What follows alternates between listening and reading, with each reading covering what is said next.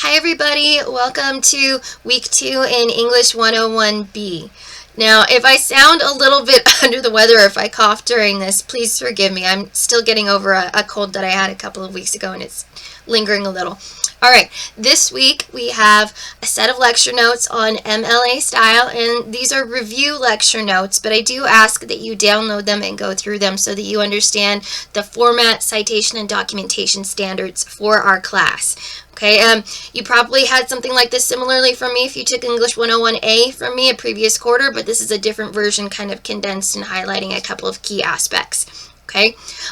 Also, we have a reading on understanding discourse communities, and this reading is very important as it lays out for you exactly what a discourse community is. It gives an example of a discourse community. It describes the 6 different characteristics of discourse communities as established by John Swales. And you need all of this information as you begin to build your first major paper this quarter, but also to contribute to this week's discussion. Okay, we actually have 2 discussions this week, all right? And one discussion is based around Melzer's article, okay? And, excuse me, that particular discussion is called reading discussion number 1. Okay, we'll have several different reading discussions throughout the quarter, but our very first one will focus on discourse communities. And then we also have a second discussion this week.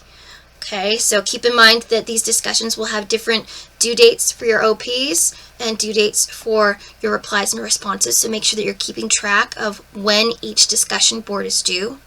This second discussion board is called My Communities. And specifically, it goes in a little bit more personally to you on how you define discourse communities and allowing you to give examples of the discourse communities that you belong to currently and that you've belonged to in the past. Okay, so we have both of those discussions this week. I also have instructions on reading notes. I will be collecting your reading notes throughout the quarter, and I've got a list of specific readings and lecture notes that I want you to take notes on and upload halfway through the quarter and at the end of the quarter. So make sure that you read the instructions for that assignment so that you can begin compiling your notes. Okay, let's see here. What else? Journal prompts. You have a set of journal prompts Monday through Thursday that need to be uploaded on Friday. And I believe that that is all that I have for you guys this week. All right. You can begin drafting your essay at this point if you want to. Begin honing in on one specific discourse community that you want to write on. And I do advocate that you get a start on that towards the end of the week so that next week when we have a rough draft due, you're not, caught with your pants down, so to speak. So that you're prepared for that so that that due date doesn't sneak up on you. All right?